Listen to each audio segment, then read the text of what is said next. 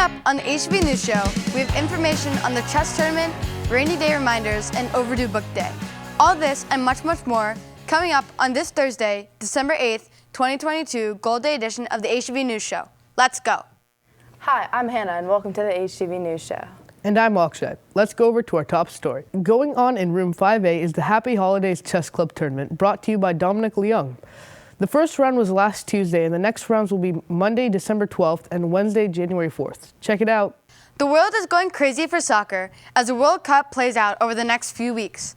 The U.S. made it out of the group round, but lost to the Netherlands team in the first round of 16. Some of the most favorite teams to win are Brazil and France, who won the Cup 4 years ago. Tune in. This will be a wild ride, Crocker. We're happy to announce that rain is in the forecast, but that makes our school day somewhat challenging. Please walk under the eaves in the hallways to help stay dry. Please do not leave your backpack or Chromebook out in the open. During morning recess and lunch, if it is raining, Oasis, which is room 3, NPR, and lecture hall will be available for eating and hanging out.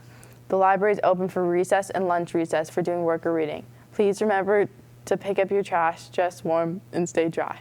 Happy birthday to these people for birthdays for this week. Allison, Colin, Zachary, Tate, Kendall, Devin, Elle, London, Peyton, Anya, Christopher, and Ruby. Have a great birthday. Today is Overdue Book Day.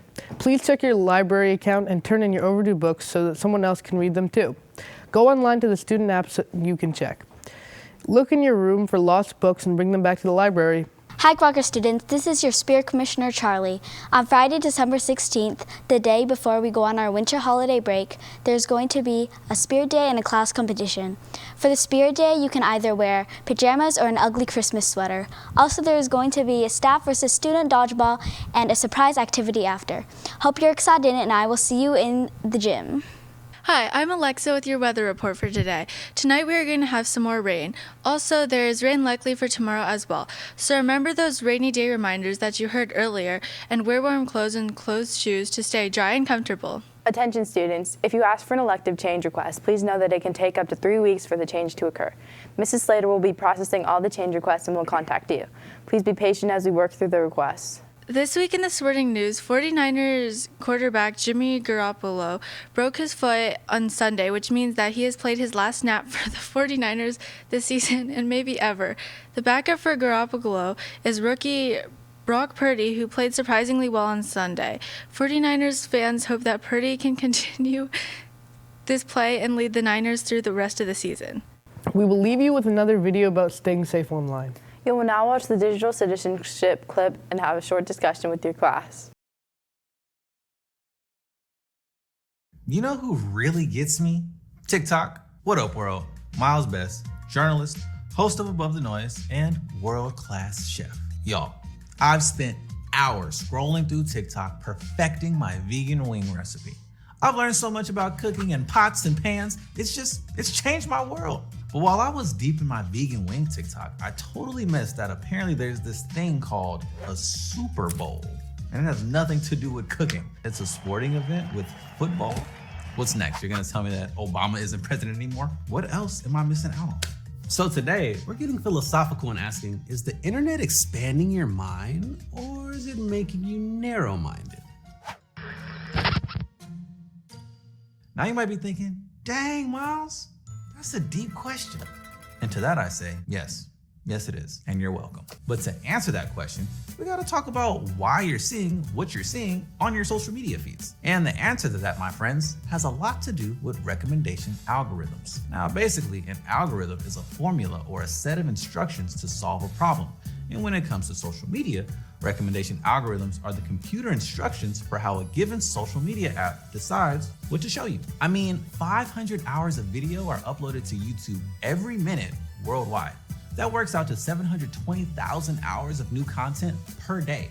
That's 82.2 years. Yes, years. That's literally a lifetime. Did you see this one? This one? What about this one? And on TikTok, more than 1 billion videos get viewed a day. That's a lot of videos to sift through.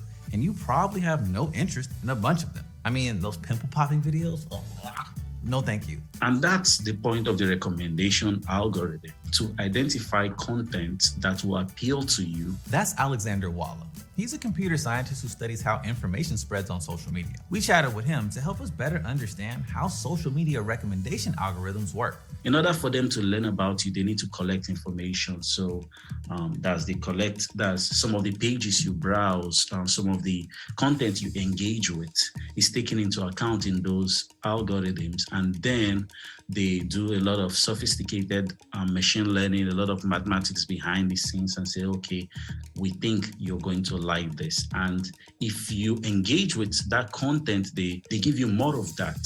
So it's like you're telling the algorithm, you're giving it some feedback that says, give me more of this, give me more of this, give me more of this. So these companies are pretty much tracking our every move. They're collecting data on what you're watching, clicking on, liking, commenting on, sharing, buying, how long we watch something, where we live, how old we are, etc. And they use all of that data to make predictions to serve us the content they think we'll like. You know, stuff like this 27-year-old male lives in California, likes sneakers and cooking, and hates gross medical videos. So show him more cooking content and don't show him people cutting in the cyst. Oh my God, it's gross. And with this data, they can sell super targeted ads to us too. And if you stay longer there, they make more money, maybe through ad revenues, maybe make more money through the information they collect about you. But the whole idea is to find something that appeals to you, that keeps you. See, at the end of the day, these social media companies are businesses trying to make money. And the longer you're on the app, the more ads you'll see and the more money they'll make. Y'all, TikTok made $4 billion from ads in 2021, and they want to triple that to $12 billion this year. In 2020, Instagram made $17.4 billion through ad sales. Y'all, that's like a lot of money. But here's the catch. These companies keep the inner workings of these algorithms under tight lock and key. I mean, it is their secret sauce after all. For example, TikTok publicly says that it takes into account shares, likes, follows, what you watch, and even how long you watch something. But we don't know for sure exactly how all these things are weighted or ranked to give you the content that's on your feed. And it's not just what you are engaging with. These social media algorithms also take into account what everyone else is liking and sharing too. They tend to amplify the posts that have the most likes, comments, and shares, even if it's misinformation or lies. Okay, so back to my original question. Is the internet expanding your mind or making you narrow-minded? On the one hand, by following accounts and liking videos, you do have a certain amount of agency on what you see. I mean, the type of media we consume shapes how we see the world and our place in it. It can help you find your people. Say, for instance, you really like knitting, but none of your real life friends do. So you start following some stuff on the gram and then bam, you've been connected to a whole new community. You're learning about knitting things you wouldn't have known otherwise.